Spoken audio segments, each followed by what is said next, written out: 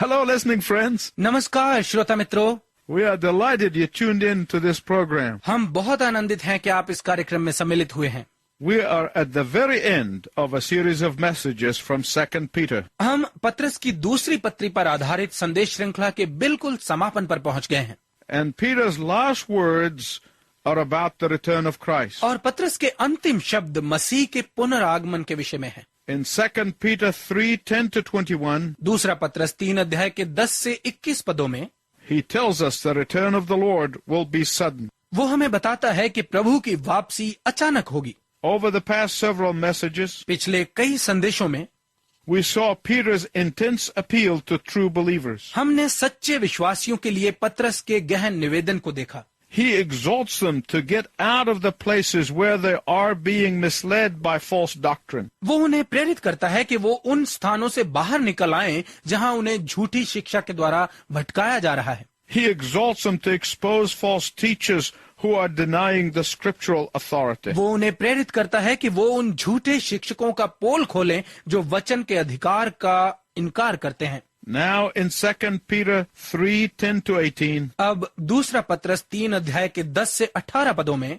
just before he dies a martyr's death, बिल्कुल उसकी शहीदी मृत्यु से पहले Peter concludes his last epistle with a reminder that the day of the Lord is coming. पत्रस अपनी अंतिम पत्री ये स्मरण दिलाते हुए समाप्त करता है कि प्रभु का दिन आ रहा है। In verse 10, 10 पद में Peter says, when the day of the Lord comes, it will be like a thief in the night. पत्रस कहता है कि जब प्रभु का दिन आएगा तो ये रात को आने वाले चोर की नाई होगा। This is a very revealing description. ये बहुत ही प्रत्यक्ष वर्णन है। A thief does not call you first to say that I am coming. एक चोर आपको पहले बताता नहीं है कि मैं आ रहा हूं। No. नहीं, A thief comes when people least expect it, when they are totally unsuspecting. चोर तब आता है जब लोगों को उसके आने की सबसे कम आशा होती है, जब वो बिल्कुल निश्चिंत होते हैं। From spiritual perspective, आत्मिक नजरिए से when people are so busy with their work, जब लोग अपने कामों में इतने व्यस्त हों, when they are busy with their daily life and planning for their earthly future, जब वो अपने रोजाना जीवन और अपने सांसारिक भविष्य की योजनाएं बनाने में इतने व्यस्त हों, when people are totally consumed with their wants and with their needs and with their desires, जब लोग बिल्कुल अपनी इच्छाओं, चाहतों और आवश्यकताओं में पूर्ण रूप से गुम हों, when people are completely oblivious to a holy God whose voice has been mocked, जब लोग पूरी तरह से उस पवित्र परमेश्वर को भूल गए हों जिसकी आवाज का मजाक उड़ाया जा रहा है, at that point he will come. ऐसे समय में वो आएगा। There are going to be very few people who are truly waiting for him. ऐसे बहुत ही कम लोग होंगे जो सच में उसकी प्रतीक्षा में होंगे।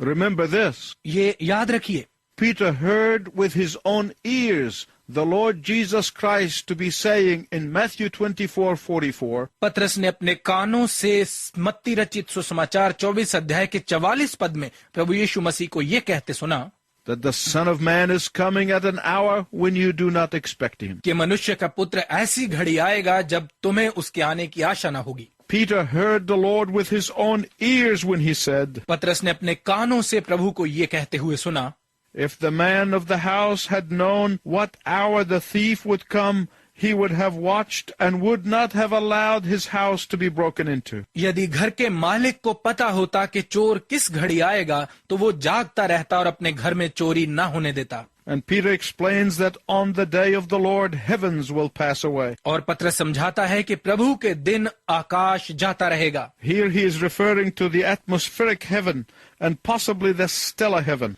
यहाँ वो वायुमंडलीय आकाश की बात कर रहा है और संभवतः हमारे तारागणों के आकाश की। Peter is not referring to the third heaven where God and his host dwell.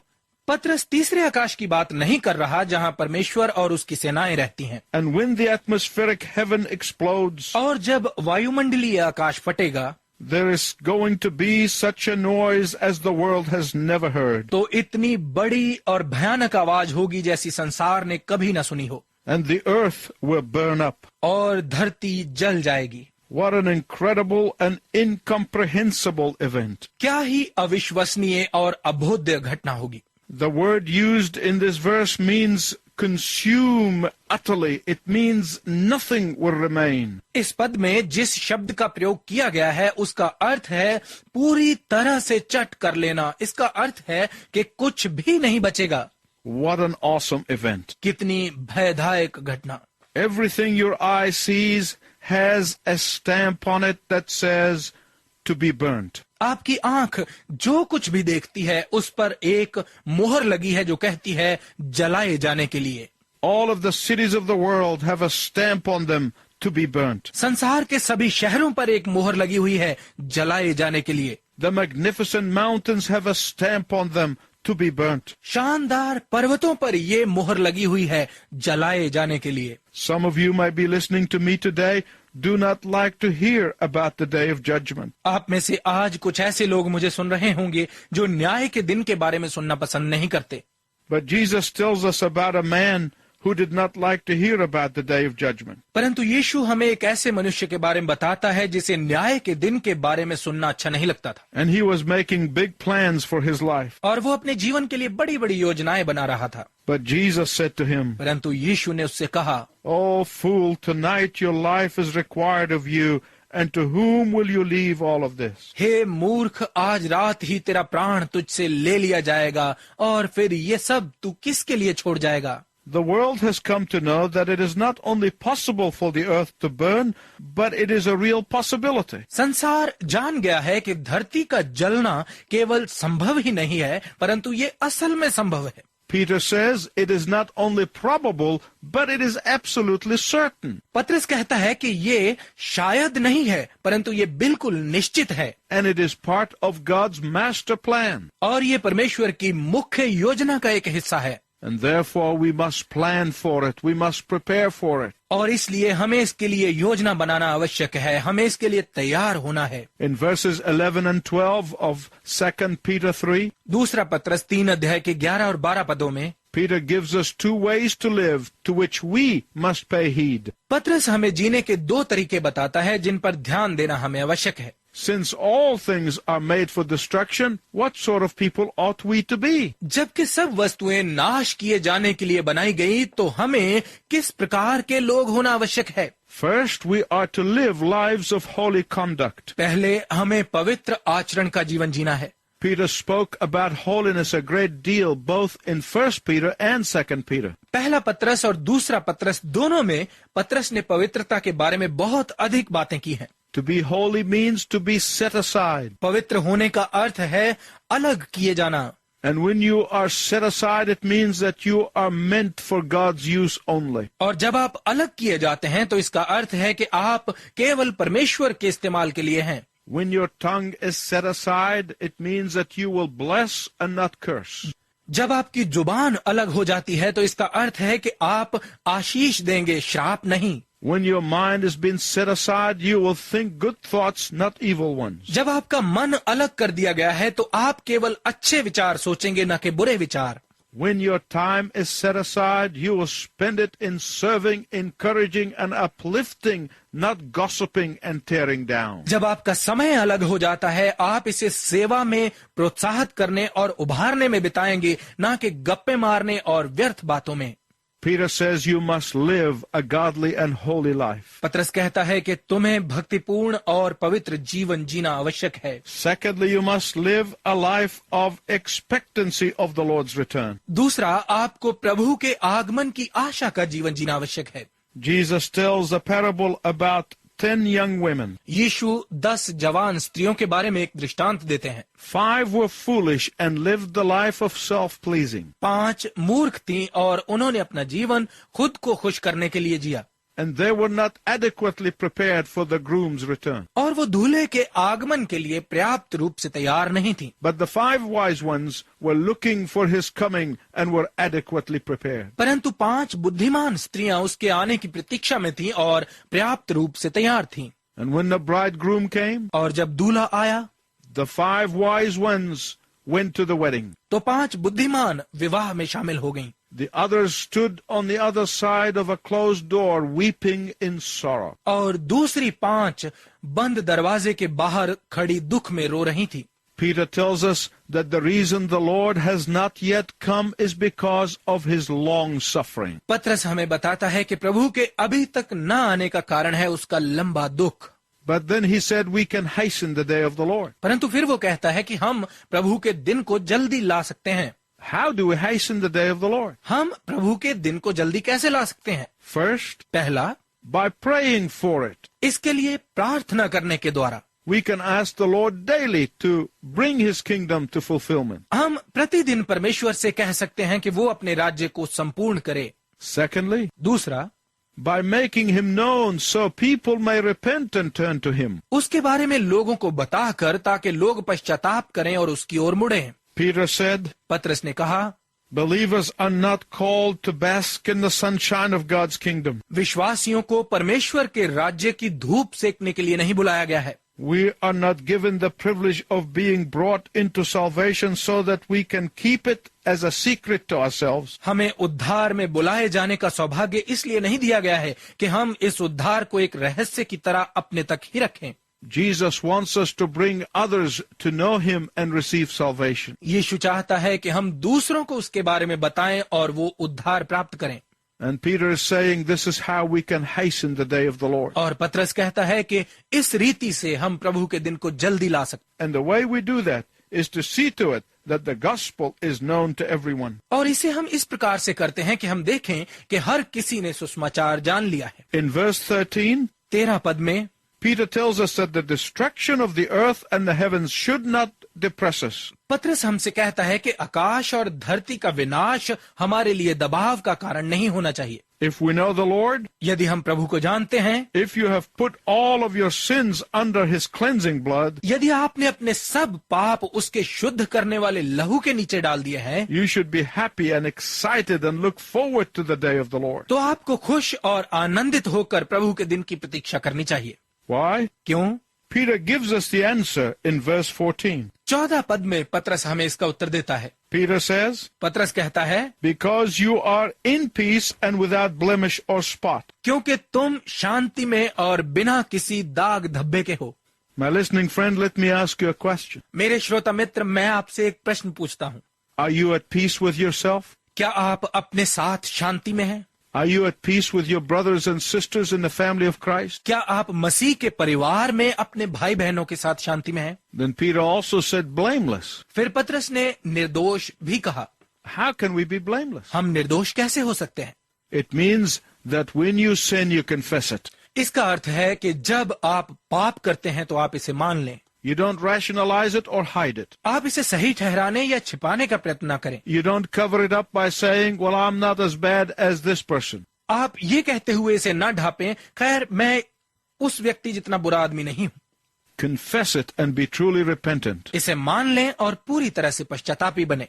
That's what without blemish means. बिना झुर्री धब्बे का यही अर्थ है। Then he said without spot. फिर उसने कहा बिना दाग। Without a spot means that you have covered your sin only through confession under the blood of the Lamb. बिना दाग का अर्थ है कि आपने अपना पाप केवल स्वीकार करने के द्वारा मेमने के लहू में ढांप दिया है। Peter is offering you one chosen path today. पतरस आज आपको एक चुना हुआ मार्ग दिखा रहा है। It's the only way that will bring you peace and make you blameless and without a spot. यही एकमात्र मार्ग है जो आपके लिए शांति लाएगा और आपको झुर्री धब्बा रहित बनाएगा। And that can only come from the Lord Jesus. और ये केवल प्रभु यीशु मसीह से हो सकता है। In fact, this peace is in contrast with the destruction that will come to those who twist and pervert the truth of the Word of God. बल्कि ये शांति उस विनाश के विरोध में है जो उन पर आएगा जो परमेश्वर के वचन की सच्चाई को मरोड़ते और इसको घुमाते फिराते हैं। In verse 16, 16 पद में Peter tells us of the same great truth which Paul dealt with in all of his epistles. पतरस हमें उसी महान सत्य के बारे में बताता है जिसके बारे में पौलुस ने अपनी सभी पत्रियों में बात की है। What are these truths? ये सत्य क्या हैं? My listening friends, please listen carefully. मेरे श्रोता मित्र कृपया ध्यानपूर्वक सुनिए। The truth of the new birth. नए जन्म का सत्य। The truth of Jesus as the only way to cleansing our sin. हमारे पाप को धोने के लिए यीशु ही एकमात्र रास्ता होने का सत्य। The truth of the deity of Christ. मसीह के देवत्व का सत्य। the truth of his life of sinless suffering, पाप रहित दुखों के उसके जीवन का सत्य, the truth of his substitutionary death, उसकी वैकल्पिक मृत्यु का सत्य, the truth of his resurrection, उसके पुनरुत्थान का सत्य, the truth of his ascension. उसके उठाए जाने का सत्य। And now Peter deals with the truth of his coming again. और अब पतरस उसके फिर वापस आने के सत्य पर बात करता है, The day of the Lord and the eternal estate. प्रभु का दिन और अनंत स्थान। Peter tells us that many of these truths are difficult to comprehend with our finite minds. पतरस हमें कहता है कि इनमें से कई सत्यों को हमारी सीमित बुद्धि के साथ समझना कठिन है। It is hard to understand truth like the Trinity. त्रिएक जैसे सत्य को समझना कठिन है। It is hard to understand truth like the mystery of suffering. दुखों के रहस्य जैसे सत्य को समझना कठिन है। But this should not disturb us. परंतु इससे हमें विचलित नहीं होना चाहिए। Why? क्यों?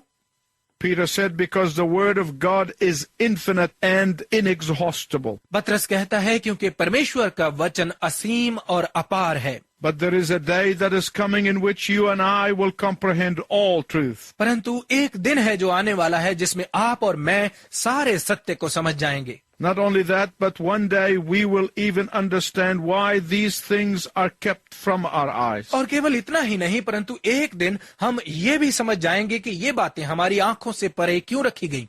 In the last two verses, Peter is building to the climax of his letter. अंतिम दो पदों में पतरस अपनी पत्री का समापन तैयार कर रहा है।